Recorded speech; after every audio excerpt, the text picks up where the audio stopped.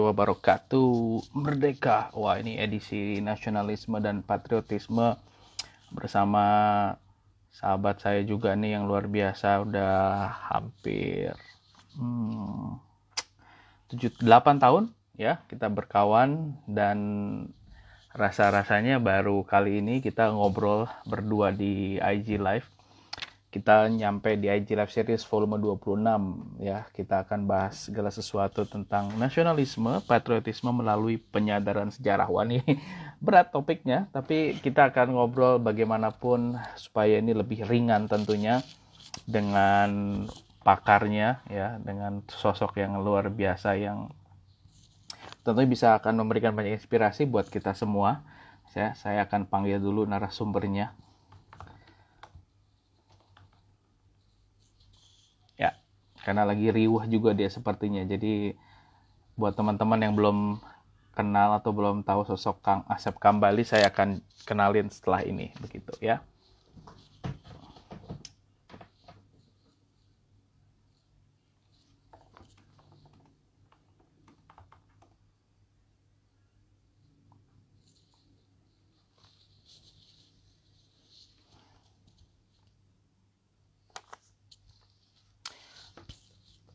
Selamat sore teman-teman. Kita sore hari ini akan ngobrol sama sejarawan ya, historypreneur nyebutnya, menyebut dirinya. Wah, Kang Asep menyebut dirinya sebagai historypreneur ya.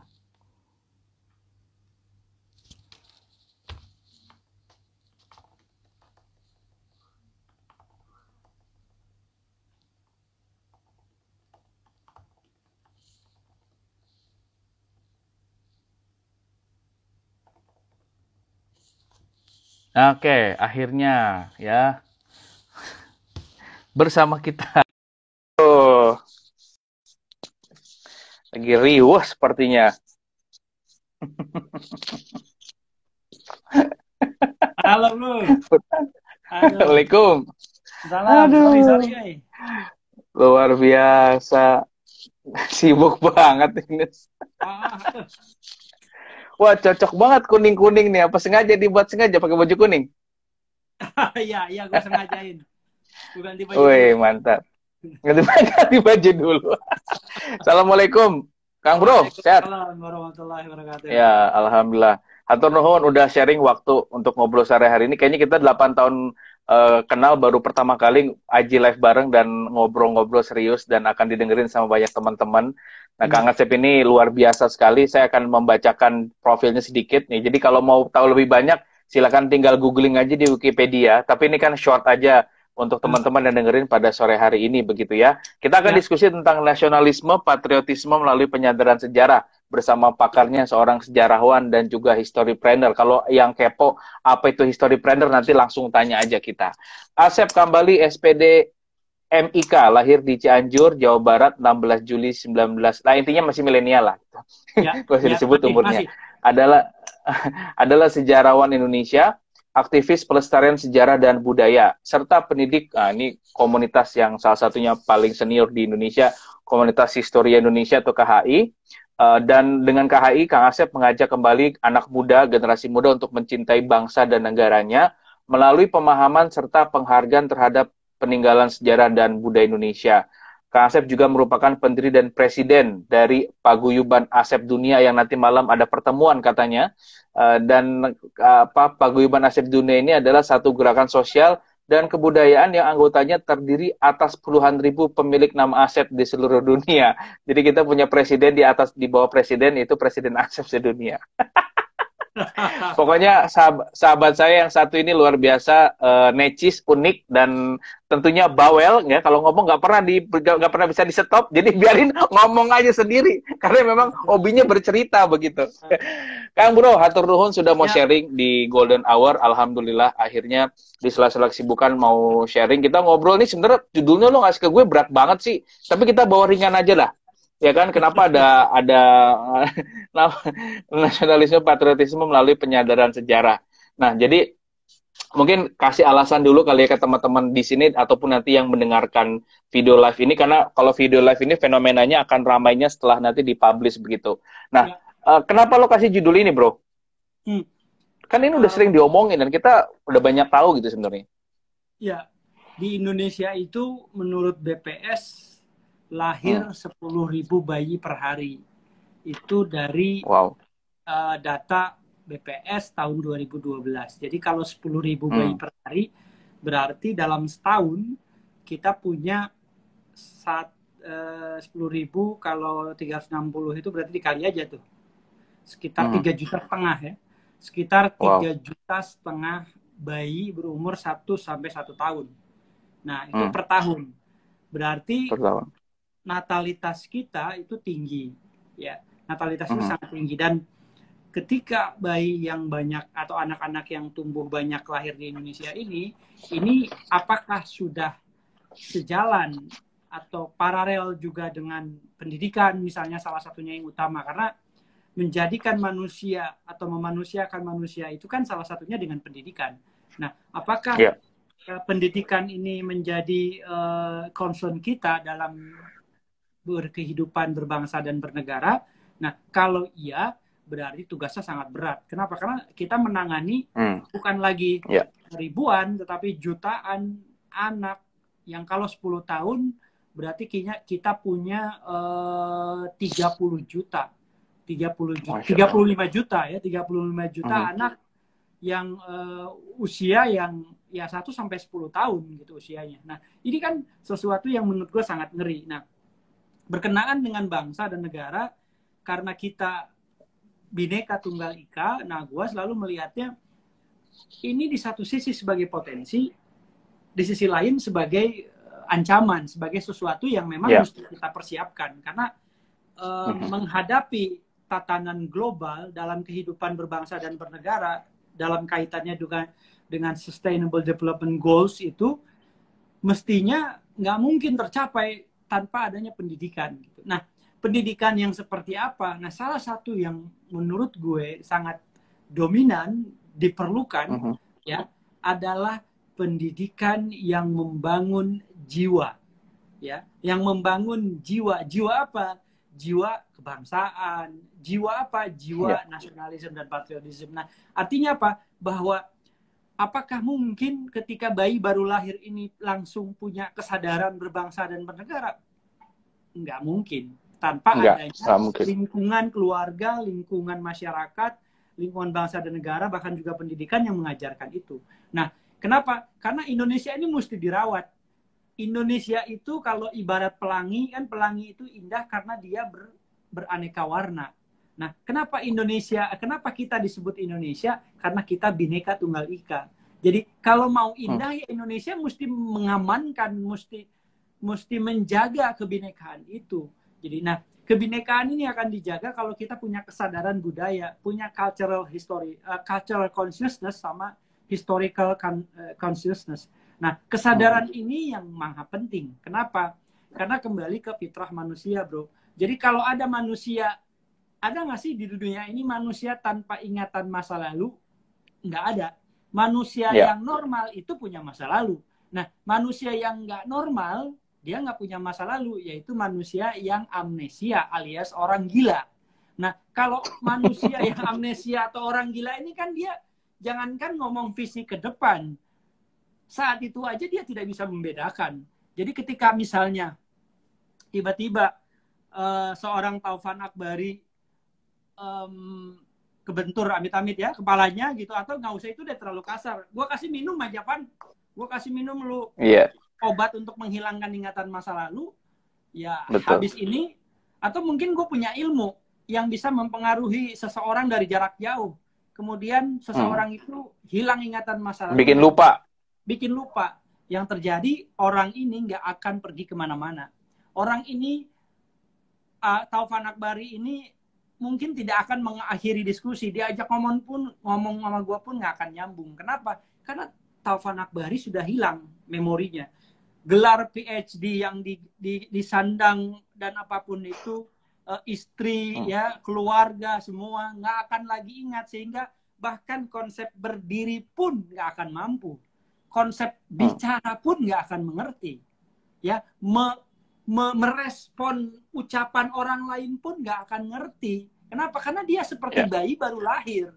Nah, karena dia seperti bayi baru lahir, berarti dia siap menerima konsep baru. Nah, oleh sebab itu, kalau tahun 66 Bung Karno mengatakan, jangan sekali-kali meninggalkan sejarah atau kita sebut jas merah, tahun 2006, gue jawab. Jadi kalau Bung Karno bilang jas merah, jangan sekali-kali meninggalkan sejarah. Kenapa? Karena untuk menghancurkan suatu bangsa, musnahkan ingatan sejarah generasi mudanya. Jadi kalau sekarang kita menanggapi atau melihat atau memandang sejarah itu sesuatu yang tidak bermanfaat, sesuatu yang tidak ada nilainya, sesuatu yang madesu, membosankan, dianggap sepele, dianggap lebih penting daripada profesi lain misalnya ya. Gue percaya semua profesi itu hebat, semua profesi itu bagus, ya, punya kontribusi untuk menyelamatkan Republik ini dalam konteks apapun, untuk mengisi kemerdekaan ini, yes. Tapi ketika kita menyepelekan sejarah, berarti sudah fatal. Kenapa? Karena sejarah itu ruh dan jiwa dan ruh dari manusia dan bangsa. Disebut sebagai memori kolektif bangsa. Nah, karena dia memori kolektif bangsa, mestinya memori ini mesti sama ada di kepala kita. Sehingga ketika ada orang yang mendeklarasikan negara Islam, kita tolak. Kenapa? Pancasila sebagai dasar negara kita dilahirkan oleh para pemimpin bangsa tidak untuk hanya agama Islam, tapi untuk semua umat agama, misalnya semua umat beragama. Nah, berarti ketika seseorang lupa akan sejarah, bisa saja orang ini akan kehilangan arah. Ketika seseorang meninggalkan sejarah, dia tidak akan lagi punya visi masa depan. Kenapa? Karena dia tidak punya pijakan ke masa lalu. Ibarat naik balon udara, ya dia nggak akan bisa balik lagi, men. Nggak akan bisa kembali ke tempat. Kenapa? Karena dia ya tanpa pijakan, tanpa ada fondasi. Nah, sejarah itu fondasi. Jadi kalau ada yang menganggap sejarah ini sepele, gue tuh sangat sedih ya. Sejarah nggak ada manfaatnya, gue tuh sangat sedih gitu. Nah gini bro, kita bicara nasionalisme dan patriotisme. Mungkin selama ini narasi tentang kedua terminologi ini lumayan dipersepsikan berat dan jauh dari narasi kepemudaan yang santai, casual, lalu ramah lah begitu. Nah mungkin Kang Asep bisa kasih definisi yang asik begitu, definisi yang asik kekinian tentang apa sih nasionalisme, apa patriotisme, dan apa contoh sederhana, jadi nggak ada di awan begitu, jadi dekat dengan kehidupan sehari-hari. Ya, jadi silakan untuk nasionalisme dulu, lalu dan patriotisme dulu. Ya, nasionalisme itu kan kalau terminologi sederhananya itu adalah cinta tanah air. Ya, cinta tanah air. Nah, cinta itu punya dasar adalah kenal. Kenal. Jadi nggak mungkin gue bilang sama cewek I love you dan gue tuh baru ketemu sama dia gitu kan. Jadi betul. Kita bilang cinta karena kita saling mengenal. Kita tahu satu sama lain, tanggal lahirnya, tinggalnya di mana, mama papanya, hobinya apa, dan seterusnya. Itulah dasar dari cinta. Ketika kita bilang damn, I love Indonesia. Nah, 3 hal kita bisa ukur cintanya ini bener apa enggak, apa cuma Jadi cinta tanah air itu bisa diukur bro. Ini gue pakai teorinya Bloom. Bisa diukur ya. Pakai Bloom ya. Teorinya Bloom. Pertama, kognitif. Apakah dia mengetahui betul tentang keindonesiaannya secara kognitif? Apa arti nama Indonesia? Siapa yang memberi nama Indonesia pertama kali?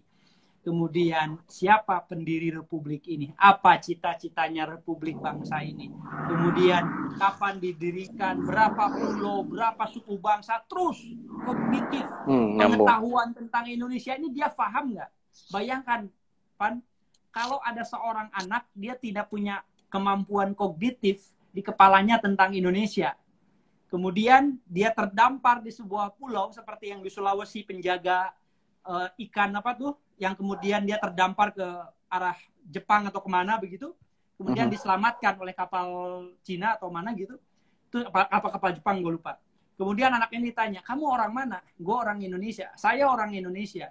Nah, ketika dia bilang, kamu berarti tahu dong bendera Indonesia warnanya apa? Kamu tahu dong lambang negara Indonesia apa?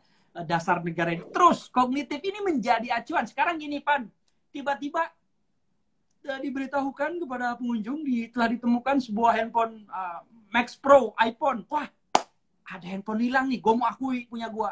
Terus gue samperin security-nya. Pak, itu punya saya, Pak. Kalau punya Bapak, berarti Bapak tahu dong pattern-nya atau passcode-nya untuk buka ini. Wah, gue nggak tahu, Pak. Atau Bapak tahu nggak bisa telepon ini nomornya? Bisa masuk nggak? Oh, nggak tahu juga, Pak. Oh, berarti ini bukan punya Bapak. Bapak jangan ngaku-ngaku dong. Gitu. Nah, disitulah cinta tanah air itu secara kognitif kita bisa ukur. Jadi, sejauh mana gue cinta sama bini gue, atau sama pacar gue kalau yang pacaran, atau cinta sama orang tua gue, kalau memang gue punya orang tua, misalnya. Kalau gue paham betul secara kognitif. Nah, yang kedua, bicara soal afektif, Pak. Jadi, afektif ini bicara soal bagaimana kemampuan seseorang untuk membedakan antara baik dan buruk, antara setuju dan tidak setuju. Ibaratnya ini pisau. Ini handphone iPhone Pro Max nih, lu ada kucing, lu lempar pingsan tuh kucing.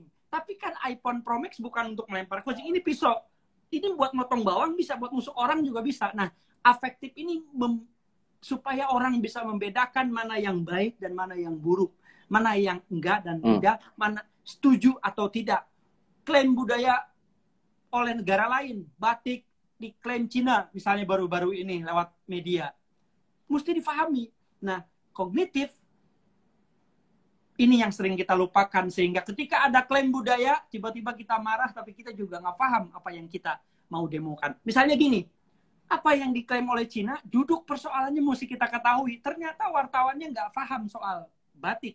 Dia hanya mengatakan bahwa batik ternyata di Cina juga ada. Nah, yang kita miliki patennya atau UNESCO ngasih ke kita itu adalah teknik membuat batik.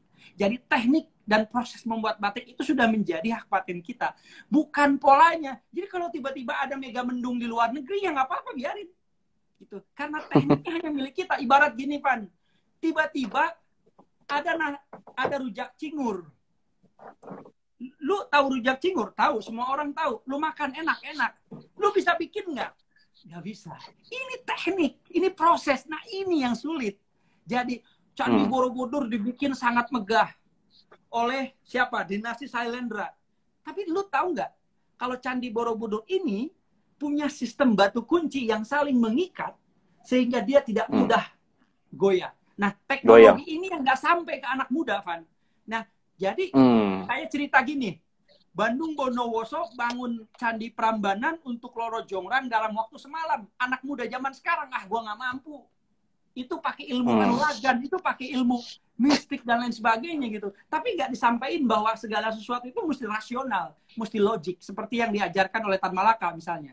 Nah, sesuatu yang logik ini yang kadang kita nggak sampai. Jadi afektif ini sebenarnya mengcover atau membackup dari si kognitif. Kemudian yang terakhir, motivate to action, psikomotorik, membuat gerakan. Kalau misalnya gue cinta sama lu karena gue tahu pengorbanan lu buat gue dan lu tahu pengorbanan kita sama, nah afektif, ada kepedulian. Kemudian yang terakhir, gue mau berkorban untuk lu, gue mau menjaga lu, gue mau hidup semati sama lu misalnya. Nah, gerakan ini, nah yang sekarang soal batik misalnya yang kita lakukan itu baru nomor 3, Pan. Gerakan hari batik, kita pakai batik, tapi lu nggak tahu prosesnya, lu nggak mempelajarinya. Apakah pemerintah sudah misalnya mengeluarkan kebijakan untuk membangun kognitif, masukkan ke kurikulum di sekolah dan lain sebagainya? Belum. Nah, jadi makanya teorinya Bloom ini menjadi alat ukur seseorang untuk cinta tanah air atau tidak. Nah, dari sini kita akan melihat kalau teorinya Maslow, piramid seperti ini, kita udah mulai di mana nih? Jadi kalau budaya Indonesia batik ada di bawah, apakah kognitif itu ada di bawah atau kognitif itu ada di atas? Ternyata kalau mau pakai teorinya Maslow mesti dibalik dulu, Pan. Ya, piramida terbalik. Nah, jadi terbalik. Makanya Indonesia akan goyah. Kenapa? Karena budaya satu sama lain sudah dilupakan. Sejarah sudah mulai dilupakan. Jadi kognitifnya malah nggak ada, malah jadi gini. Nah, ini nyambung sebenarnya. Benar. Ketika bicara kalau ke Tiongkok gitu ya atau ke Amerika sendiri, itu kan anak mudanya sedemikian kuat sekali kognitif tentang histori negaranya Amerika ya. Nasionalisme itu sangat tinggi sekali, apalagi di China, di Tiongkok.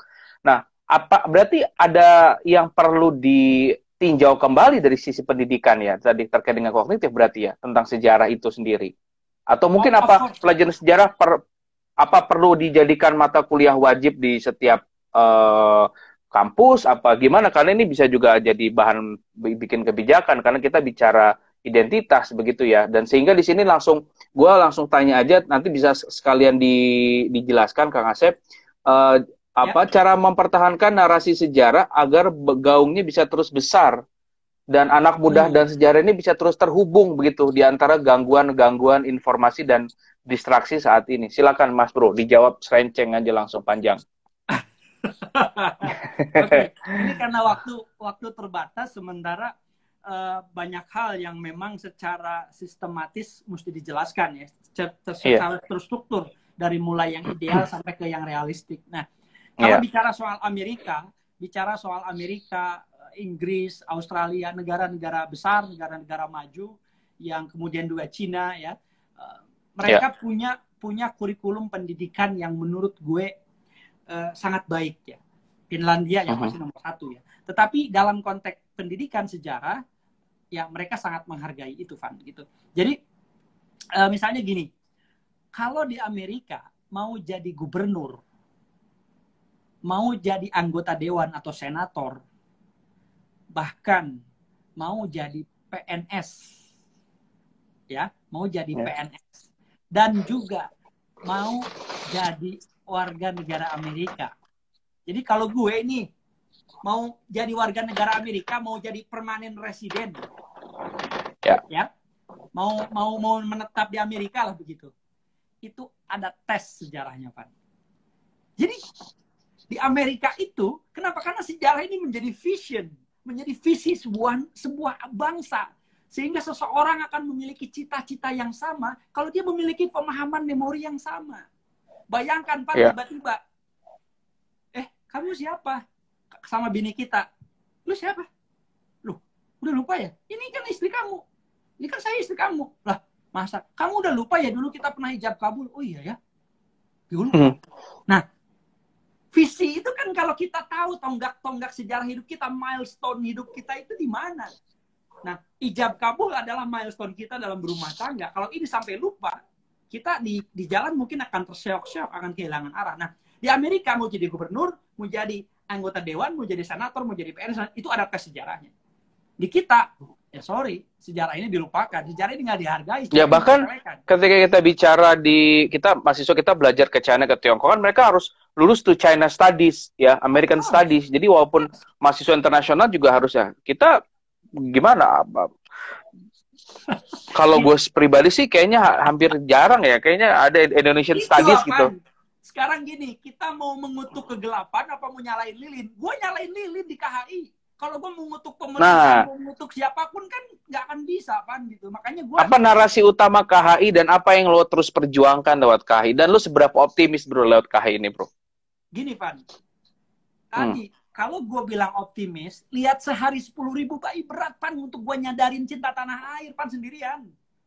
Gitu. Dengan pengurus gue yang puluhan orang saat ini, gue tuh diminta untuk menyadarin mereka supaya punya history consciousness, supaya punya kesadaran sejarah dan cinta tanah air. Itu berat banget gitu. Nah, oleh sebab itu gue gandeng Rumah Milenial, kita kolaborasi, gue gandeng yang lain supaya kita sama-sama menyuarakan cinta tanah air dengan latar belakang yang berbeda masing-masing.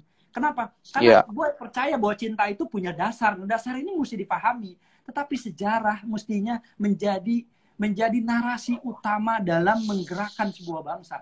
Jadi kalau tadi Australia, Pan, Inggris, jadi gini, Pan, deh, ini dalam konteks tataran yang paling sederhana lah. Lu kuliah di jurusan sejarah, lu mau kerja di mana sih? Ini pusing, Pan. Ini makanya gue ditanya, madesu, masa depan suram. Mungkin cuman sejarawan kayak gue yang dibayar bisa ratusan juta dalam waktu 1 hari oleh brand. Tapi lu gak pernah bagi gue, bro. Ya, kan? Ya itu kan proyek jarang, Pan, proyek jarang. Makanya lo sebut lo branding lo tuh sekarang adalah history planner gitu ya, karena marketnya ada, bro ya. Ada. Ini gue jual beli sejarah, Pan. Gue jual beli sejarah. Waduh. Oh, sejarah. Ya, Mantul. Terus lanjut. Entrepreneur itu kan jual beli, jasa, barang. Yeah. Gue cerita sejarah. Gitu, gue cerita sejarah. Nah, kembali ke soal tadi bagaimana orang atau negara lain menghargai. Jadi gini, Pan, ketika kita lulus S1 sejarah, itu di Australia, di Amerika, di Inggris, itu mau kerja dimanapun dan enak banyak, Pan. Contohnya, di Kemlu jadi diplomat, banyak, Pan. Iya, betul. Tapi di Indonesia nggak ada, Pan. Kemlunya nggak nerima, Pan. Lu mesti bilang, Pak, Bapak. Sabar, bro, sabar. Minum dulu. Biar nggak ngegas. Ya kan? Jadi gitu, Pan. Lu bayangin, Pan, nih.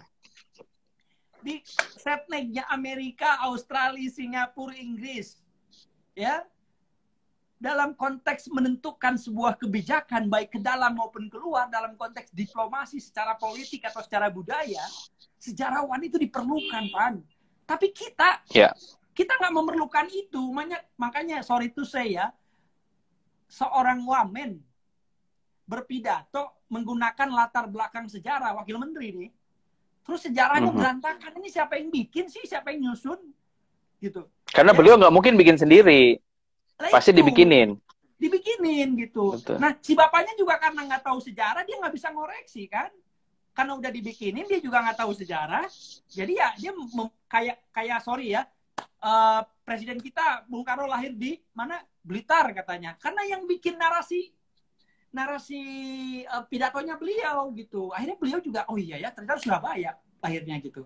Kayak gitu, mana. Jadi hal-hal simpel, sepele, tapi memang mesti kita luruskan. Nah, oleh sebab itu, perjuangan KHI dalam konteks menumbuhkan cinta tanah air itu adalah melalui gerakan-gerakan yang rekreatif, edukatif, dan entertainment. Jadi, rekreatif itu adalah proses empirical proses empiris, mengalami. Karena baca buku dengerin guru itu membosankan, Pan. Baca buku dengerin guru itu ngebosenin. Nah, yang kedua edukatif teorinya belum, dari mulai kognitif, afektif, psikomotorik, dalam banget tuh. Yang ketiga adalah entertainment, hiburan. Nah, makanya gue bikin Night at the Museum, itu dalamnya ada party di museum, itu literally party. Gue bikin musik, lighting, sound system, semua gue bikin. Ya. Kemudian Historia Amazing Race. Itu gabungan antara rekreasi, edukasi, dan hiburan. Di situ gue masukin juga gitu. Jadi supaya apa? Supaya lebih melekat. Supaya lebih bisa dicerna. Nah, jadi yang disebut wisata kota tua, wisata kampung tua, wisata sejarah kemana, wisata ke museum kemana, itu hanya medium, Pan. Itu hanya media. Di dalamnya, gue seringkali membombardir mereka dengan propaganda sejarah. Di dalamnya seringkali gue indoktrinasi paham radikalisme cinta tanah air. Jadi ini paham radikalisme yang gue sebarin gitu. Paham radikalisme cinta tanah air supaya dia radikal mau kan akar kan, dari akarnya gitu. Ya, karena radikal itu sebenarnya positif kan dalam pengertian ilmu ya. Pengakaran ya. Pengakar. Fundamental. Fundamental. Nah, kerjasama yang udah kita lakukan salah satunya adalah dengan BNN,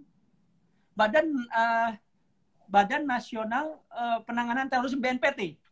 Ya. BNPT. Jadi gue pernah kerjasama dengan BNPT, bikin kegiatan, kemudian kegiatan itu di dalamnya pesertanya adalah cyber troops-nya atau tentara cybernya BNPT seluruh Indonesia.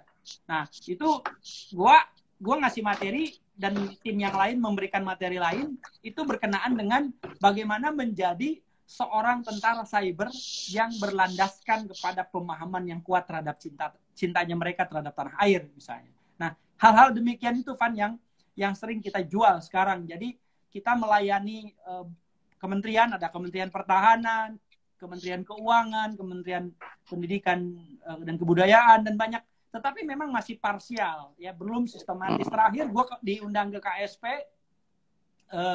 oleh Deputi 2 dan ngobrol banyak dengan mereka, ya gue bilang kalau museum dan sejarah atau kebudayaan ini mau dilirik, ya nasihat gue ke teman-teman di KSP, sampaikan ini ke Pak Presiden, yuk Karena Bapak kan sering ke mall. Bapak beli jaket viral, gue bilang. Bapak beli sepatu viral, beli kopi viral. Yeah. Ya, gue mau ngusulin nih sama Pak Jokowi, ajak Yan Etes ke museum. Viralkan, pasti orang-orang akan demen ke museum. Orang-orang betul ada keteladanan dari pemimpin bangsa kita. Karena memang persoalan sejarah ini ya kalau tidak ada teladan berat, Pak. Ya, gue yakin semua persoalan seperti lu sekarang di gerakan apa pakai masker misalnya. Kalau nggak ada teladan tokoh bangsa di situ yang memunculkan ya sulit juga. Ya, susah, betul. Dan bahan sejarah itu Pak lebih diminati oleh mereka yang kalau teorinya Maslow aktualisasi diri Pak. Jadi ya, sepakat. Hanya orang yang perutnya udah kenyang yang bisa berkunjung ke museum, koleksi benda-benda bersejarah gitu. Jadi kalau orang perutnya masih lapar nih, buru-buru mikirin ke museum. Besok makan apa juga bingung gitu. Nah, kenapa? Karena di kita memang penduduknya sangat banyak, tingkat pendidikan yang juga demikian, kemudian tingkat ekonomi juga yang demikian. Oleh sebab itu memang perjuangannya maha berat. Ini apakah mau dari atas dulu ke bawah, top to bottom, atau bottom up, atau gimana ini? Nah, kalau gue repot ngomongin itu, ya udah KHI jalan aja dulu. Kita jalanin aja dulu, terus aja. Kayak berat Pan, makanya gue ngajak media, diundang ke media, gue jadiin ini. Sama lu, ya nanti yang sekarang nonton atau yang nanti juga berikutnya nonton di video ini, gue juga sampaikan supaya apa ya pelan-pelan apa tujuan-tujuan kita tercapai. Gue percaya semua profesi, semua komunitas, semua orang itu punya kontribusi. Nah, kontribusi ini mesti jelas arahnya kepada apa titik temunya, ya kepada Indonesia yang maju misalnya. Kalau sekarang sedang tuh ada yang kangen jalan-jalan sama KHI tuh, Evi. Oh, Mbak Evi, apa kabar Mbak Evi? Kang Sep, kalau patriotisme sendiri gimana? Tadi kan nasionalisme sudah, sekarang kalau patriotisme gimana? Patriotisme ini adalah paham. Ya, seperti biasa.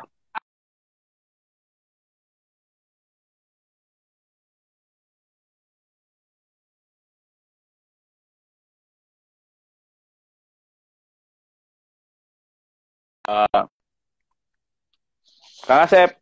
Oke. Yang berhenti lu okay. tadi? Tadi lo yang berhenti. Sekarang udah. Oke, gue ulangi. Udah. Jadi patriotisme. Patriotisme ini adalah perwujudan dari semangat dan cinta tanah air. Jadi kalau nasionalisme ini adalah akarnya di bawah gitu ya. Nah, patriotisme ini adalah paham bunganya, perjuangannya. apa buahnya? Ya. Oh, perjuangannya.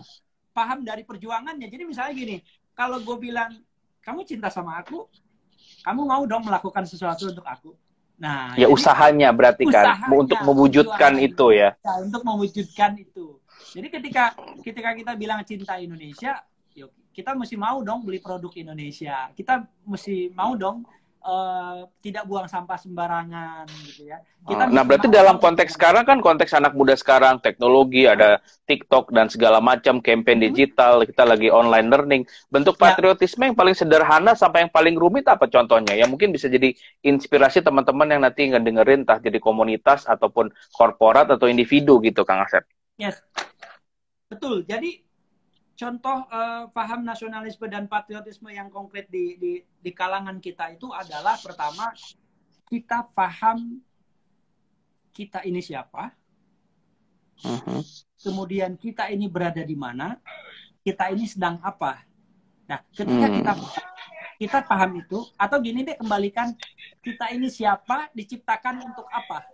Ya. Jadi kita ini ada, misalnya gue Asep Kambali, gue dari keluarga, oh gue adanya di Bandung, oh gue adanya di Jakarta, oh gue ada di Indonesia. Nah, ketika kita paham secara sistematis tentang siapa kita, apa fungsi kita, dan seterusnya, kita akan merasa bahwa, oh ternyata kita ini berada di Indonesia. Berarti yang kita mesti lakukan untuk Indonesia. Nah, artinya gini, kalau misalnya gue bilang cinta Indonesia, oh gue mesti melakukan hal-hal yang menuju ke arah situ, ke arah mewujudkan cinta gue terhadap Indonesia itu. Jadi kalau ada sekarang gue melakukan, gue berusaha untuk on the track dalam perjuangan menumbuhkan nasionalisme, itulah kontribusi gue. Nah, jadi kalau misalnya Taufan Akbari, seorang PhD, kemudian pelopor gerakan rumah milenial dan banyak lagi, di mana tracknya Taufan ini sebenarnya dalam rangka menuju Indonesia maju. Nah, itulah. Nah, kita mesti sadar itu peran. Jadi, cinta nasionalisme dan patriotisme ini mesti diwujudkan dalam kehidupan nyata. Jadi, kalau dia adalah seorang pelajar, dia mesti belajar yang rajin. Kalau dia seorang pekerja, dia mesti bekerja yang sungguh-sungguh. Gitu. Sekarang gue mau nanya sama lo. Sekalian gue mau minta feedback. Dari apa yang gue lakukan lah, lewat Rumah Millennials dan lain-lain. Apa silver liningnya? Yang memang menjadi contoh bahwa itu bagian dari patriotisme atau nasionalisme. Gini. Lo lihat dari mana? Dari mana gitu ya?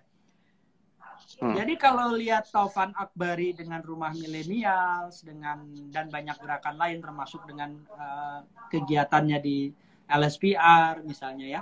Kalau yang gue lihat, dikit atau banyak, kontribusinya sudah jelas, Pan. Dalam konteks bagaimana mempertemukan sebuah ekosistem yang ujungnya adalah membangun Indonesia. Itu menurut gue itu lebih kompleks, Pan.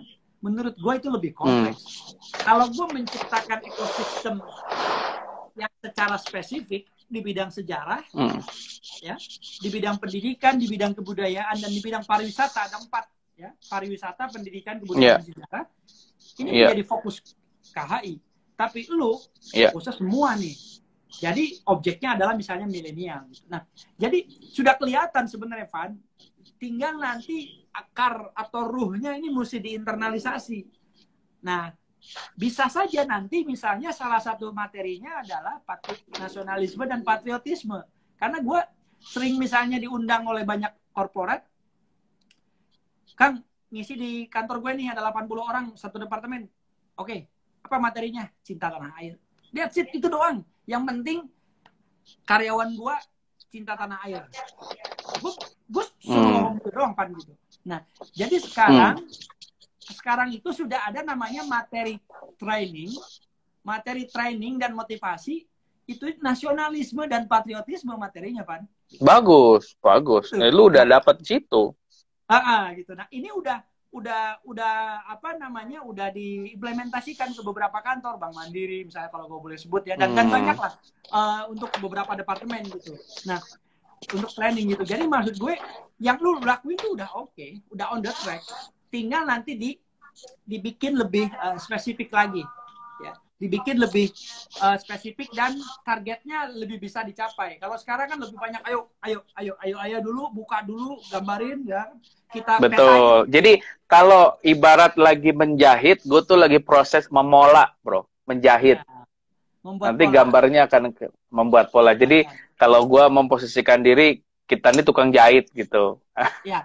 Kalau mungkin kalau mungkin gue boleh ini, lu mungkin lebih kepada puzzle. Jadi lu tuh puzzling ya. Puzzling. Iya, puzzling. Iya, gitu. Betul. Jadi kalau kan gue sering bilang kalau permasalahan Indonesia ini sangat kompleks, ya, mestinya satu orang atau satu individu atau satu kelompok atau satu komunitas ini menjadi satu keping solusi gitu. Jadi ketika lu mau ngumpulin, oh bidang ini nih sejarah kan di gue adanya. Kita susun di sini. Ya, ini kita betul, taruhnya di sini. Betul, betul. Jadi lu nanti membentuk Indonesia gitu. Karena lu berbagi bidang kan. Lu berbagi bidang gitu. Nah, jadi tetapi kalau gue bukan egois ya.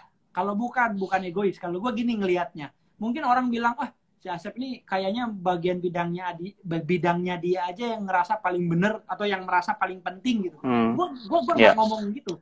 Gue cuma mau bilang gini, kalau orang Islam lahir dikasih makan dulu, apa diazanin dulu? Azanin dulu. Diazanin.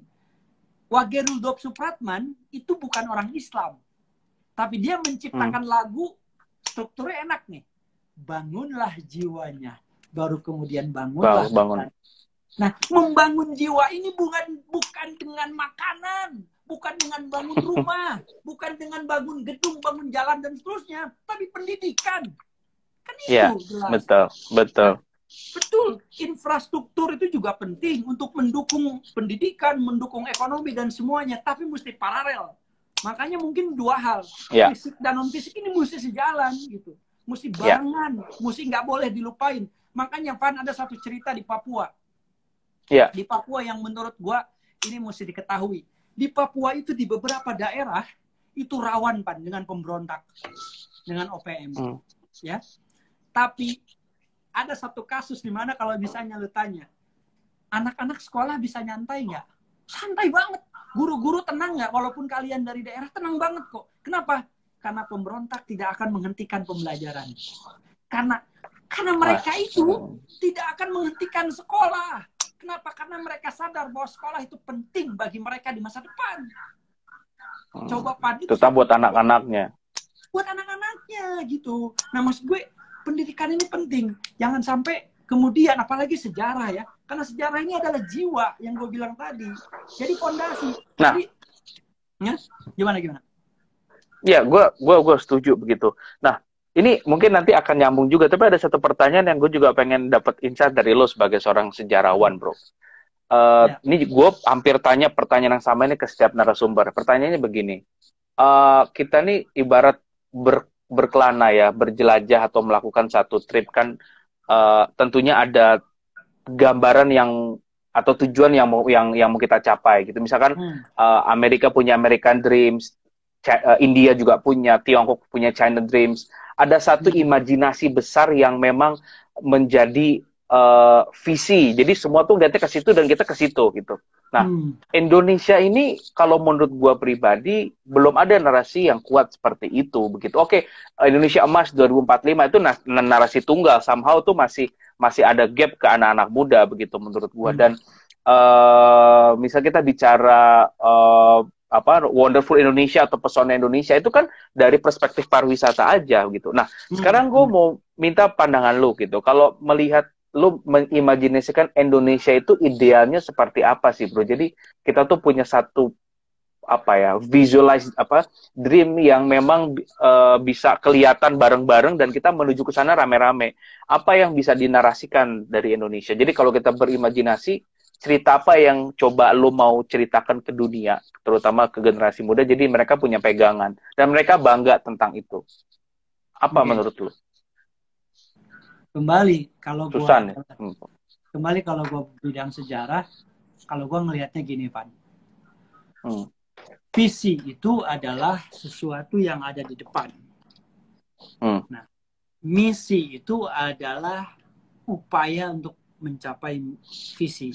Jadi visi dan misi ini mesti sama, mesti satu irama, mesti frekuensinya, orkestrasinya ini mesti kita barengin, mesti sama-sama kita pahami. Nah, supaya kita sama-sama paham, memahami apa itu visi Indonesia, apa itu misi Indonesia, nggak ada jalan lain, nggak ada gerbangnya untuk bisa masuk ke situ kalau lu nggak lihat sejarah, kalau lu nggak lihat Undang-Undang Dasar 45, kalau lu nggak lihat Pancasila sebagai dasar negara kita. Kenapa? Karena di situ sudah jelas termaktub, tersirat, tertulis apa yang disebut visi Indonesia. Nah, gue tuh sering nanya sama anak-anak muda, apa sih cita-cita bangsa Indonesia? Nggak tahu, men. Lu jangan ngomong SDGs, gue bilang. Kalau lu sustainability itu nggak akan tercipta kalau lu nggak paham sejarah. Gitu. Jadi gue, kan orang bilang kalau sejarah itu apa sih? Sejarah itu masa lalu, that's it. Anjir, salah. Lu baca Ensiklopedia Britannica, yang disebut sejarah itu adalah masa lalu, masa kini, dan masa yang akan datang. Kenapa? Nggak ada lu hari ini kalau nggak ada yang berkorban untuk lu di masa lalu.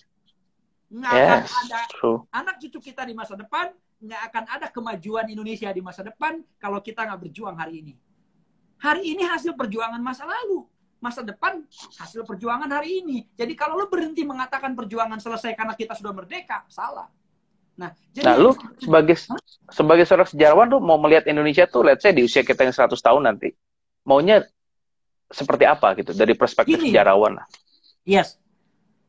Manusia yang benar itu adalah manusia yang memiliki perspektif ke masa depan, tetapi dia punya pijakan ke masa lalu.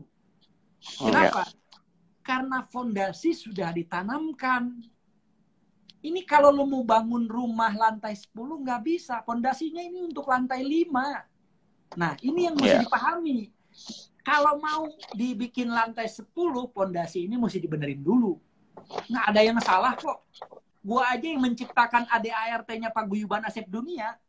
Hari ini gua sampaikan tonggak sejarah karena ADART ini belum pernah diuji, belum pernah diamandemen.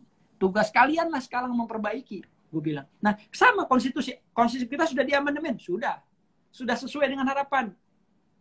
Pelajari lagi apakah sudah sesuai atau belum. Jadi yang disebut manusia Indonesia ini adalah manusia yang paham tentang visi Indonesia. BTW gue mau nanya, lu tahu nggak cita-cita Indonesia itu apa, Pan? Jujur lupa gue. Cita-cita Indonesia itu tertanam dalam Undang-Undang Dasar 45. Merdeka, bersatu, berdaulat, adil, dan makmur. Itu cita-cita bangsa Indonesia. Hampir setiap anak muda, hampir setiap mahasiswa dalam satu ruangan, buat aja mereka nggak paham lagi itu. Jadi yang... Nah, nggak gini. Maksud gue gini, bro. Itu kan konsep yang mungkin kita sudah, ya maksudnya walaupun gue tadi harus diingatkan kembali, tapi ketika dinarasikan kembali, disampaikan kembali, itu masih suatu konsep yang bisa dibilang masih abstrak dan luas sekali begitu. Nah, ini kita tarik ke depan dulu nih. Kalau dari ini sebenarnya perspektif lo aja sih. Di Indonesia 100 tahun, narasi apa tentang Indonesia yang lo mau ceritain ke anak muda masa itu begitu. Jadi atau masa ini. Jadi kita sama-sama menuju ke sana, atau misalnya kita bicara anak Indonesia yang bicara tentang diversity ya. Kalaupun kita beda tapi kita tetap bersama, atau kreatif atau apa. Nah, dari seorang Asap Kambali itu apa begitu? Ada Kang Yudi Latif nih join nih. Mudah-mudahan Kang Yudi bisa ikut nyimak ya, Kang Yudi Latif. Oh, siap. Kang Yudi Latif. Jadi gini, Indonesia di masa depan itu fondasinya adalah Indonesia di masa lalu. Dan kreasinya di masa sekarang. Gini deh, Pan. Kalau kita mau manen jagung, yang kita mesti tanamkan sekarang jagung. Ya. Kalau kita mau Indonesia maju di masa depan, ya kita mesti melakukan hal-hal yang bikin Indonesia itu akan maju. Nah, ini mesti merdeka, adil, makmur. Merdeka, bersatu, berdaulat, adil, dan makmur. Itu visinya. Nah, visi ini mesti ada di kepala semua anak muda. Mesti tanamkan di kepala kita. Apakah kita sudah merdeka? Tanyakan terus. Apakah kita sudah merdeka? Tanyakan terus. Kalau lu merasa... Berarti gue udah ketemu jawaban apa yang gue lakukan, bro. Di bersatu itu. Jadi kebersatuan itu yang gue coba ikhtiarkan. Gue udah ketemu berarti jawabannya. Ya, jadi ada visi Indonesia di dalam gerakannya Taufan Akbari dengan Rumah Milenial misalnya. Visinya apa? Kebersatuan itu. Kebersatuan atau kepersatuan tadi. Nah, kemudian visi apa lagi yang mesti terus dicari? Nah, jadi visi ini yang mesti menjadi fondasi. Sekarang, gue maunya di depan itu adalah jadi dokter. Ya udah, gue mesti kuliah di kedokteran. Ya. Gue mau jadi seorang profesor. Gue mesti banyak nulis, bikin buku, bikin ini, mesti banyak karya dan seterusnya. Nah, jadi masa depan itu diciptakan. Masa depan itu diciptakan. Ya. Nah, lo mau menciptakan masa depan Indonesia seperti apa? Itu pertanyaan gue. Kalau dari lo sendiri, lo mengimajinasikan Indonesia itu kayak gimana ke depan, gitu maksud gua dari perspektif lu. Anak muda di Rumah Milenial ini kan banyak, energi, sumber daya mineral, pariwisata, pendidikan, sejarah, kebudayaan, semua. Ibarat mau tempur, Pan, kita nih baris berjejer, Pan. Ini perang nyaman dulu kolosal. Kita sama-sama menuju ke situ kan. Jadi kalau mau gue imajinasikan, ya kita sama-sama membangun kapasitas kita sebagai anak muda. Capacity building itu ya, kata kuncinya. Jadi kita mesti bangun kapasitas kita yang jadi seorang sejarawan yang begini-begini, yang mampu dan seterusnya. Seorang entrepreneur, seorang ini, seorang itu semua. Kita baris menuju ke depan, kita bangun Indonesia sama-sama. Tapi ingat, visi. Visinya apa? Merdeka, bersatu, berdaulat, adil, dan makmur. Ini tujuannya. Tujuan mulia kita. Gitu. Nah, jadi sejarah, kesadaran sejarah adalah yang utama dimiliki oleh anak-anak muda. Jangan pernah melupakan. Kenapa? Karena sekali lupa, lu nggak akan bisa balik ke rumah. Lu nggak akan bisa nemuin istri lagi. Lu nggak akan bisa ngomongin soal Indonesia. Makanya gue sangat prihatin, Van. Cara kita merayakan kemerdekaan Indonesia itu lebih banyak main-mainnya, lebih banyak bercandanya, lebih banyak hedonismenya ketimbang edukasinya. Nah, ini contoh langsung aja. Bentar lagi kan kita 17-an, bro.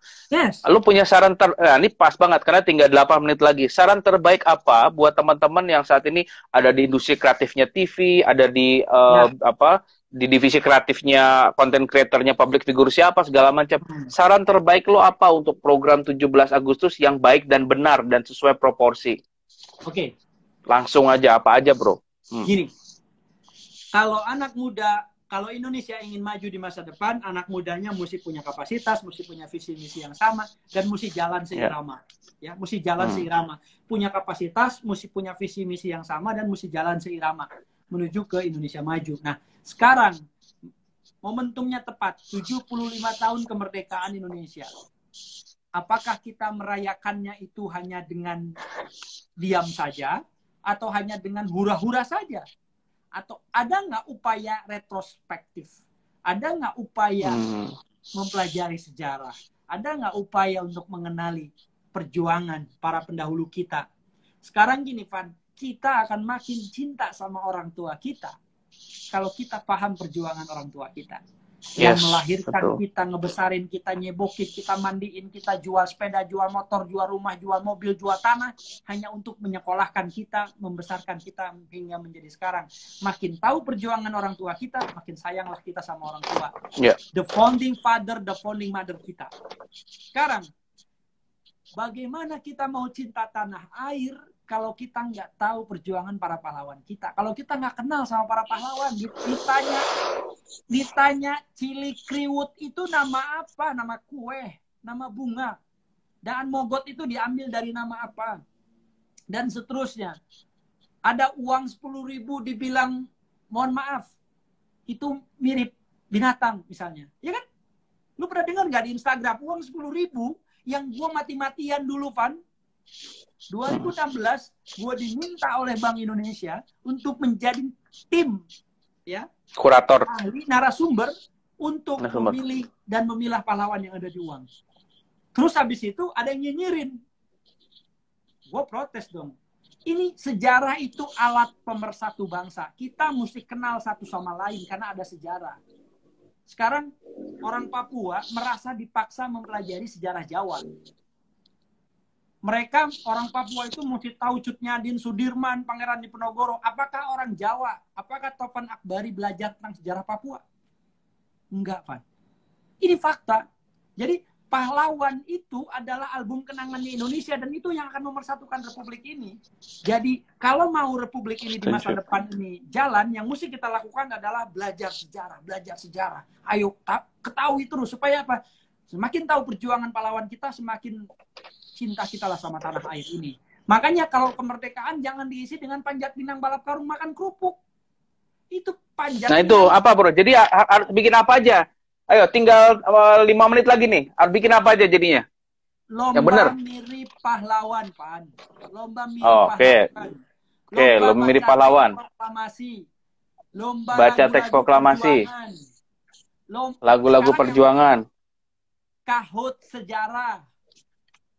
Ya kan? Historia Amazing Race. Betul. Tebak wajah pahlawan. Lu kasih mukanya tuh di TV, di layar, suruh tebak tuh anak-anak sama ibu-ibu. Wah, susahnya minta ampun itu. Iya kan? Dan itu seru, itu lucu. Gue praktekkan di rumah. Gue jadi ketua panitia 17-an di rumah tahun lalu, tuh di komplek. Dan itu gue bikin program itu jadi semuanya. Nah, halo nih ada Bro Rizky nih, perumas muda nih, Rizky Saragi. Halo, Bro. Nah, ini berarti ini dong, apa namanya, kita bicara ke ranah kognisi tadi ya, kognitif Ya, tadi ya, Bro ya. yes. Yang Itu tadi fondasinya, permainan-permainan tadi ya, Hmm. fondasinya ya. Oke, Itu oke. fondasinya. Nah, ini jadi inspirasi. Betul, betul, betul. Ya, Luar jadi biasa. tadi makanya nanti kita ICN kita bikin upacara ya, ICN bikin upacara virtual kemerdekaan gitu. Jadi kita bikin Emang upacara keburu nih kita ada kemerdekaan. waktu untuk Hah? bulan ini. Lo mau bikin upacara virtual? Iya, kita bikin Oh, aja. ya udah cus lah. Kayak Ya udah. takbiran gitu, kayak takbiran kemarin. Oh, oke, setuju. Ya, kan? Siap. Gitu. Akan masih tanggal Jadi, 2 nih. Masih ada 15 hari lagi. masih bisa ya, nanti kita pokoknya kita keroyokan sama-sama lah. Ya. Kang Uriang apa mau gimana, pokoknya yang penting demi Republik ini, demi bangsa ini kita mesti Mantap. bisa gitu. Proklamasi aja disiapin cuman berapa jam gitu kan, bisa kok jadi. Ya. Nah, kayak gitu. Jadi intinya adalah anak muda yang cinta tanah air ini adalah anak muda yang paham sejarah bangsanya. Ya. Jadi anak muda yang cinta sama orang tuanya, dia yang paham sama perjuangan orang tuanya. Anak cinta yang seorang suami atau istri yang cinta sama suami atau istrinya, dia yang paham tentang kekurangan dan kelebihan, tentang perjuangan dan pengorbanan dari seorang suami atau istri itu. Dan ini yang penting, Bro, kekurangannya jangan untuk dihujat, tapi diperbaiki, ditutup, ya nggak? Ini ada filsafat gini, mengetahui kekuranganmu bukan berarti merendahkanmu, tetapi secara sadar untuk terlebih jujur dalam mencintaimu, gitu. Jadi, merdeka. Makin jujur, makin tahu kekurangannya, kita mesti terbuka, makin cinta. Makin kita lindungi, makin kita lengkapi, gitu, Pak. Ya, luar biasa ini, Bro. Gue mau apa? Jadi apa? Jadi harapannya sejarah menjadi elemen penting dihargai di Republik ini. Semua orang berlomba-lomba. Aduh, jangan muter-muter, Bro. Keputus, Bro.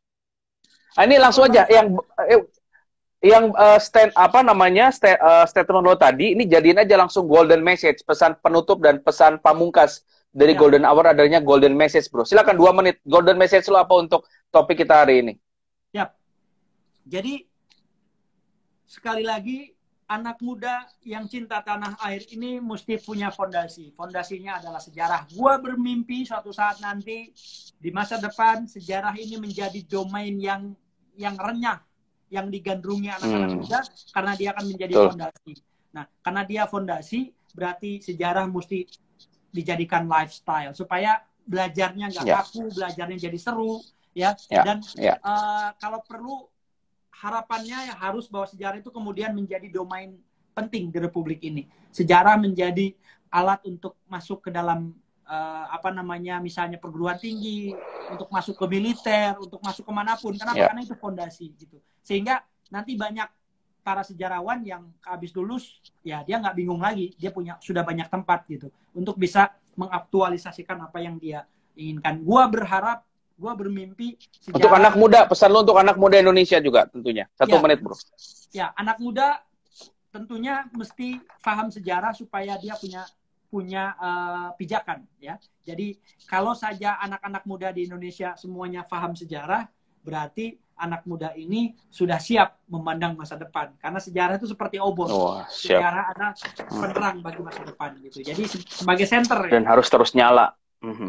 Luar biasa. Asep kembali calon doktor bidang sejarah juga ya, Bro ya, insya Allah ya. Mau lanjut lagi, jadi biar mantep kognisinya, akademisinya, segala macam. Yang penting sehat dan tetap ikhtiar. Dan yang pasti gotong royong itu yang kita terus jahit ya, kita terus gaungkan. Gak bisa kita berjuang sendiri. Dan alhamdulillah teman-teman, terima kasih banyak yang sudah dengerin. Ini videonya 59 menit 2 detik dan isinya daging semua, dan gue yakin ini nanti abis ini yang dengerin juga banyak. Bro, thank you, berkah, makin ini keren. Dan nanti malam ada juga lah patriotisme ya, Kang Asep, ada program patriotisme. Gue tadi udah posting di IG-nya RM dan IG-nya Webinarindo, luar biasa. Mas Bro, Kang Bro, hatur nuhun. Ya, sehat-sehat. Sampai ketemu nanti di persiapan upacara virtual. Make it happen ya, kita eksekusi ya. Bener ya? Oke. Assalamualaikum. Merdeka. Makasih, Merdeka, Bro.